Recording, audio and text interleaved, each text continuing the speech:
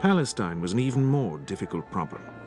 It was the traditional Jewish homeland, but over the centuries the Arabs had taken over.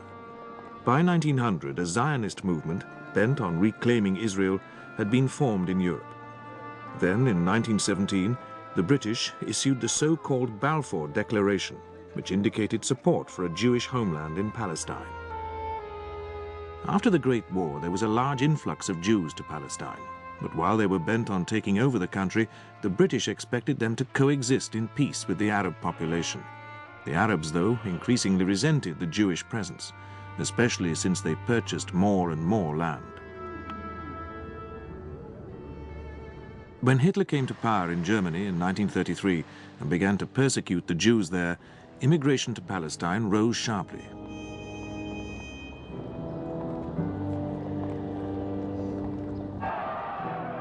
Arab anger boiled over into a full-scale revolt in 1936.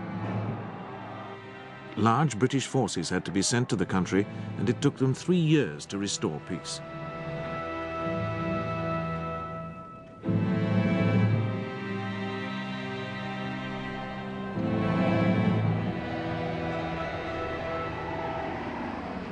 By now, the Second World War had broken out, and the Middle East became of vital strategic importance.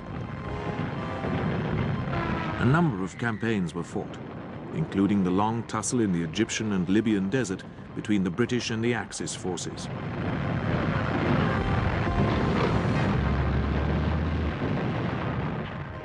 Palestinians fought on the British side, and some, like these men landing in France in early 1940, were in mixed Arab-Jewish units. Egypt, although the main British base, did not participate in the fighting. But Jewish hardliners in Palestine were still bent on creating an all-Jewish state and formed two terrorist groups. The Stern Gang, named after its leader, Avraham Stern, committed a number of atrocities, including the 1944 assassination of Lord Moyne, the British minister resident in Cairo. The other was Irgun, led by future Israeli Prime Minister Menachem Begin. This was less extreme and contented itself with attacks on symbols of British rule, such as police stations. At the end of the war in 1945, Lebanon and Syria were finally given their independence by France. Transjordan gained hers, with Mesopotamia having done so as Iraq in 1922, although British forces did not leave here until 1945. But large British garrisons remained in Palestine and Egypt, as well as other forces in Cyprus, Sudan, and Aden. The Palestine problem was to prove intractable. The Jewish Stern Gang and Irgun groupings were now joined by the moderate Haganah, formed pre-war to protect settlements from Arab attack. In October 1945, they launched attacks against police and communications, and the British Army had to be called in to control the situation.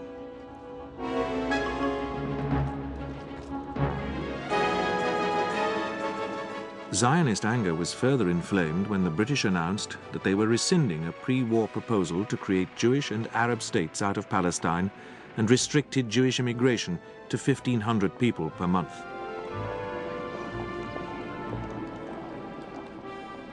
Many of the survivors of Hitler's Holocaust against the Jews had set their hearts on starting a new life in Palestine. On American advice, the British therefore agreed to let in 100,000 Jewish refugees from Europe. This increased Arab resentment and did not halt Jewish terrorism.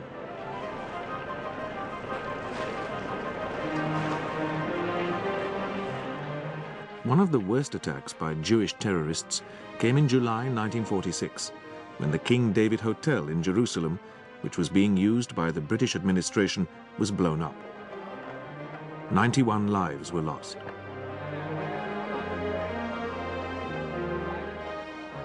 The British, exhausted by 6 years fighting against the Axis powers, became desperate and called upon the United Nations to help solve the problem. A UN Special Committee was sent to Palestine in June 1947. It also visited neighboring Arab states and camps for homeless Jews in Europe, but the Palestinian Arabs refused to meet it.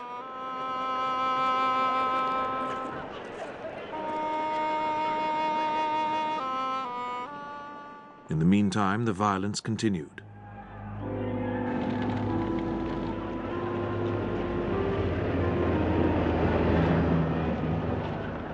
At the same time, the British were trying to prevent ships from Europe landing Jews in excess of the quota in Palestine.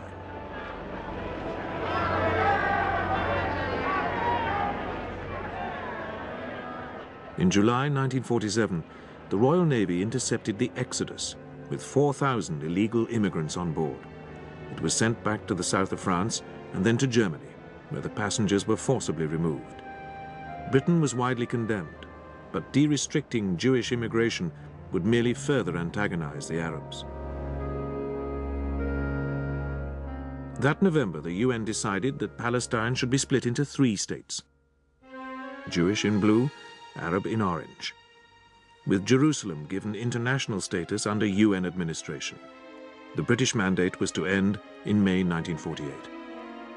The UN solution pleased no one. The Jews resented not being allowed immediate independence, while the Arabs were angry at losing half Palestine. The British too resented being caught in the middle, as Arab and Jew increasingly turned on each other.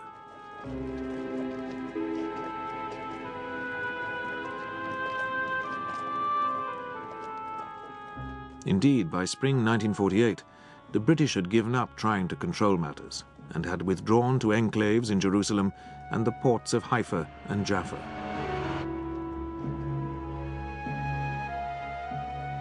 In March 1945, Egypt, together with Syria, Lebanon, Iraq, Jordan, Saudi Arabia, and Yemen, had formed the Arab League. This became increasingly drawn into the conflict.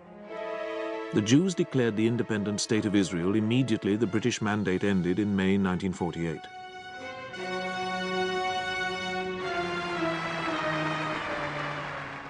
The Arab League sent 30,000 troops into Palestine, and bitter fighting broke out.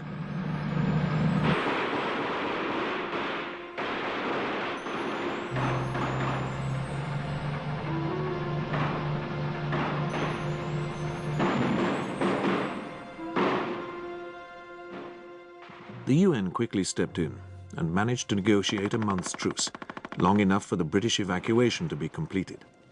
Hostilities then resumed, with the Israelis mounting limited attacks on all fronts in order to keep the Arabs off balance. The UN intervened once more, but their envoy, Count Bernadotte, was murdered, probably by Jewish extremists, when he tried to negotiate a readjustment of borders.